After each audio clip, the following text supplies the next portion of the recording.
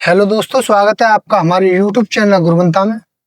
बेटा, जैसा कि आप जानते हैं एक्सरसाइज 5 का पूरा निपटारा हो चुका है। आज एक्सरसाइज 6 चलेगी, जिसका नाम है त्रिभुज।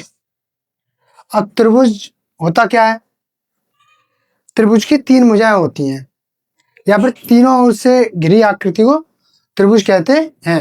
यानी 3 भुजाओं से घिरी आकृति को त्रिभुज कहा जाता है। ठीक है, तो इसके कुछ रूल बताएंगे, कुछ नियम बताएंगे अभी कि समरूप त्रिभुज होता कैसे है या फिर समरूप आकृति होती कैसी है। देखो, समरूप वो होती है जो दिखने में तो एक जैसी हो लेकिन छोटी बड़ी हो सकती है।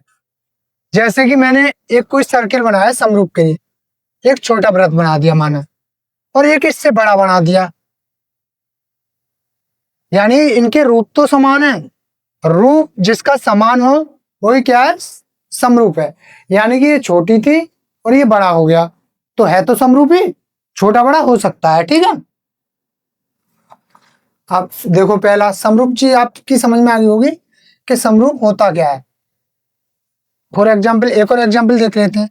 एक छोटा त्रिभुज बना दिया मैंने और एक इससे बड़ा बना दिया, तो ये भी समरूप है क्योंकि इसका भी रूप समान है। ठीक है, एक और एग्जाम्पल देख लेते हैं। चलो, समरूप के लिए पहले एक छोटा वर्ग बना दिया, एक बड़ा वर्ग बना दिया, ये भी समरूप है क्योंकि ये छोटा है ये बड़ा है, रूप तो इनके समान ही है। ठीक है, अब चलते हैं पॉइंटों पे। इसको जो मुख्य पॉइंट है, देखो, पहला पॉइंट है, ध्यान से देखेंगे बेटा, दो आकृतियां जिनके आकार समान हो, जिनके आकार एकदम समान हो परंतु आवश्यक रूप से अमाप समान ना हो। अमाप का मतलब है वो उनके आकार तो समान है परंतु उनकी जो माप है वो समान नहीं है, छोटी बड़ी हो सकती है। समान ना हो तो समरूप आकृति कहलाती है। समरूप आकृति कहलाती है। जैसे मैंने तुम्हें अभी एग्जाम्पल दिया था, एक छोटा त्रिभुज मान लो, माना ये 3 सेंटीमीटर है, ये भी 3 है। एक बड़ा त्रिभुज मान लो, ये 6 है, ये 6 है। तो इनके जो है क्या समान है? रूप तो इनके समान है लेकिन माप इनकी समान नहीं है। तो इस कंडीशन में जो त्रिभुज होगा ये कैसा होगा? समरूप त्रिभुज कहा जाएगा। ठीक है, पहला। नेक्स्ट देखो, सभी सर्वांगसम आकृतियां समरूप होती हैं परंतु इसका विलोम सत्य नहीं है। जैसे सभी समरूप जो आकृतियां हैं, सभी जो आकृतियां हैं सर्वांगसम वो समरूप होती हैं परंतु इसका विलोम जो है वो सत्य नहीं है। पहला पॉइंट, भुजाओं की समान संख्या वाले दो बहुभुज समरूप होते हैं। जिनकी भुजाएं समान हो वो त्रिभुज कैसा होगा? वो बहुभुज या फिर कैसा होगा? समरूप होगा। उसकी संगत भुजाएं एक ही अनुपात में हो या तो अनुपात एक ही हो। जैसे त्रिभुज ले लेते हैं हम, त्रिभुज चल रहा है तो ये 3 मान लिया, ये 6 मान लिया, ये 3 है ये 6 है, ये 8 मान लो, इसको 16 मान लो। तो इनके अनुपात समान होने चाहिए। यानी ये अनुपात ये समान है। 3 से इसको काटे 3 दूनी 6, 3 से इसको काटे 2, 8 दूनी 16। तो ये भी आकृति हमारी कैसी होगी? समरूप आकृति होगी बेटा।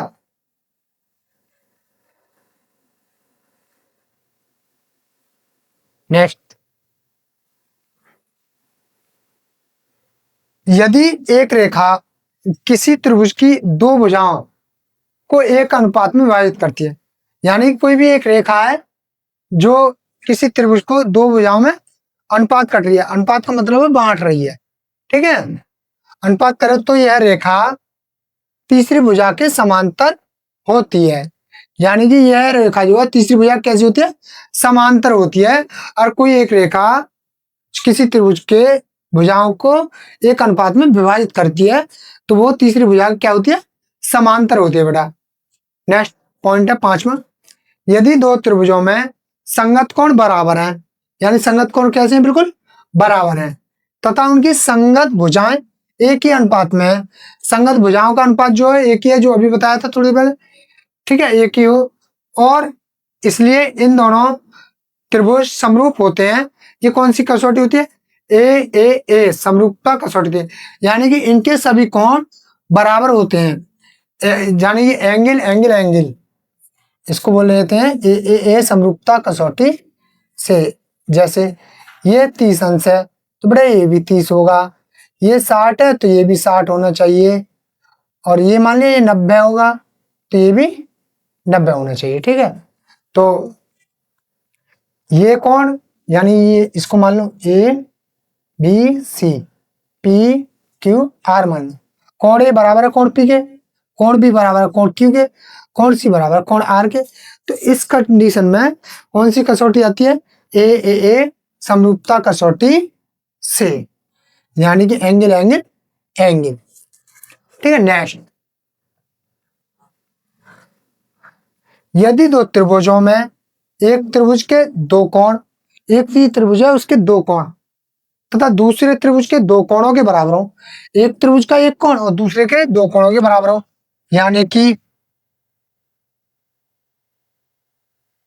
ये कोण इसके बराबर है और ये कोण इसके बराबर है। ठीक है, ये दोनों कोण आपस में कैसे बराबर है? कोण बराबर हो तो दो त्रिभुज समरूप होते हैं। कौन सी कसौटी होती है? एंगल एंगल, यानी ए दो एंगल है, एक और एक दो, एक और एक दो एंगल है, तो ये इस कंडीशन में कौन सी कसौटी होती है? ए समरूपता कसौटी से। नेक्स्ट क्वेश्चन, नेक्स्ट है, यदि दो त्रिभुज में संगत भुजाएं एक ही अनुपात में हो, अनुपात का मतलब है एक ही अनुपात में हो, संगत भुजाएं हो तो उनके संगत कोण बराबर होते हैं। इसलिए इन दोनों त्रिभुजों को समरूप त्रिभुज कहा जाता है। संगत कोण जब बराबर होंगे तो संगत भुजाएं भी हमारी बराबर होंगी। इस कंडीशन के त्रिभुज को हम क्या बोलते हैं? समरूप त्रिभुज कहा जाता है बेटा।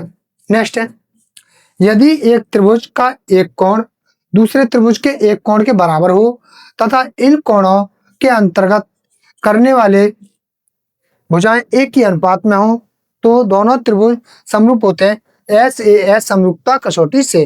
दैश एग्जाम्पल में मान लो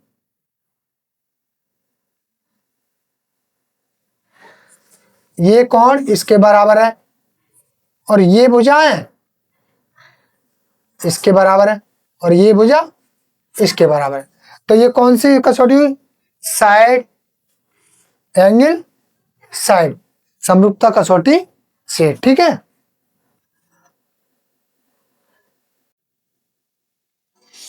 ये बड़ा एक्सरसाइज 6.1 है, शुरू हो गई है तुम्हारी। अब कोष्टक में दिए गए शब्दों में सही शब्द का प्रयोग करते हुए रिक्त स्थानों की को भरिए। सॉरी, रिक्त स्थान भरने है। ठीक है, ध्यान से समझना है।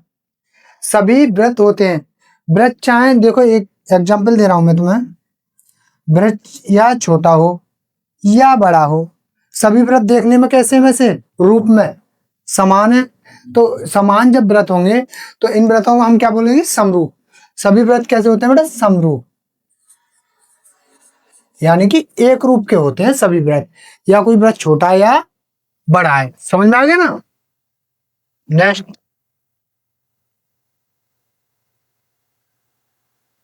तो बेटा सभी वर्ग होते हैं। अब वर्ग की बात आती है बेटा, वर्ग देखो एक छोटा वर्ग बनाया हमने और एक बना दिया बड़ा वर्ग। वर्ग छोटा हो बड़ा हो ये भी कैसे है? समरूप है, यानी कि इनका भी रूप समान है, तो ये भी कैसा होता है? समरूप। सभी त्रिभुज समरूप होते हैं। कौन से त्रिभुज समरूप होते हैं सभी, ये बताना हमें अब। ठीक है, तो यानी जिसकी समान भुजाएं होंगी तो वो कैसा होगा? समरूप होगा। तो इसको क्या बोलेंगे? समबाहु। सभी समबाहु त्रिभुज समरूप होते हैं। भुजाओं, नेक्स्ट क्वेश्चन बेटा चौथा, भुजाओं की समान संख्या वाले दो बहुभुज समरूप है, यानी कि भुजाओं की जो है समान संख्या दो वाले बहुभुज समरूप हैं। उनके संगत कोण कैसे होंगे? फिर बराबर होंगे। संगत कोण बराबर हो तथा उनकी संगत भुजाएं समानुपाती हों। समानुपाती हूं। समझ में आ गया ना? उनकी संगत कोण बराबर हो तथा संगत भुजाएं समानुपाती हो। क्लियर है? नेक्स्ट, निम्नलिखित युग्मों के दो भिन्न भिन्न उदाहरण दीजिए, यानी उदाहरण देने इनके। समरूप आकृतियां, समरूप आकृतियां पहला देखो, दो भिन्न भिन्न उदाहरण देने हैं। तो पहला इसका हल है, पहला दो समरूप आकृतियां, एक छोटा वृत्त बना लो, चलो एक बड़ा सर्किल बना दिया, पहला हो गया। दूसरा यहां तक आ रहा है या नहीं आ रहा है? ठीक, अगला है ये एक छोटा वृत्त एक बड़ा वृत्त, ये भी समान रूप है, और एक छोटा वर्ग बना दो। ठीक है, एक थोड़ा बड़ा वर्ग बना दो बेटा, इसका भी रूप समान है। तो पहला है ये रहा, दूसरा ये रहा उदाहरण। ऐसी आकृतियां जो समरूप नहीं है, देखो इनको भी, एक ये वाला त्रिभुज बना दिया मैंने, एक समकोण त्रिभुज बना दिया। क्या इनके रूप समान है? ये समबाहु त्रिभुज है, ये समकोण त्रिभुज है, यानी 90 अंश का है, तो ये समान नहीं है। एक और एग्जाम्पल दो, एक वर्ग बना दो और एक आयत बना दिया हमने, यानी एक आयत एक वर्ग, तो ये भी रूप इनके समान नहीं है। तो दो उदाहरण इसके हो गए, पहला और दूसरा, ये भी पहला और दूसरा। क्लियर है? ठीक है, नोट करो इसको। नेक्स्ट क्वेश्चन है, बताइए कि निम्नलिखित चतुर्भुज समरूप है या नहीं। ये बताना कि इनके रूप समान है या नहीं। देखो, एक तो दिया पी क्यू आर एस, एक चतुर्भुज है, और दूसरा चतुर्भुज है ए बी सी डी। अब आपको यहाँ ध्यान से समझ में आ रहा होगा कि इनकी भुजाओं का अनुपात तो समान है। वो कैसे? देखो, पी एस 1.3 है, ए डी 3 है, तो 1.3/3 करेंगे, तो देखो इसके बट्टे इसको रखेंगे तो 1/2 हो जाएगा ये, या फिर इसके बट्टे ए बी बट्टे पी क्यू करेंगे तो ये भी 1/2 हो जाएगा। इसी प्रकार से क्यू आर बट्टे बी सी करेंगे तो ये भी 1/2 हो जाएगा, क्योंकि 1.5/3 करेंगे। इनकी भुजाओं का अनुपात तो बेटा समान है, लेकिन इनका कोण समान नहीं है। देखो, यहाँ कोण पता ही नहीं है कितना, लेकिन यहाँ निश्चित है कि 90 डिग्री का एंगल दिखा रहा है। ये सारे कोण कितने के? 90 अंश के बेटा। जब ये कोण 90 डिग्री का है, लेकिन इस कोण की हमें पता ही नहीं है कितने का है, 90 का तो है ही नहीं है, तो इसीलिए यह समरूप चतुर्भुज नहीं होगा। क्यों नहीं होगा? क्योंकि इसके कोण समान नहीं है। तो इसमें लिखेंगे उत्तर, यह समरूप चतुर्भुज नहीं होगा। क्यों नहीं होगा? क्योंकि इसके कोण समान नहीं है। वर्ग के कोण भी समान होने चाहिए कि नहीं? तो बेटा आज के लिए बस इतना ही। ये एक्सरसाइज 6.1 पूरी समाप्त हो चुकी है। ठीक है, धन्यवाद। वीडियो को अधिक से अधिक लाइक करें, शेयर करें और चैनल को सब्सक्राइब करें। धन्यवाद बेटा।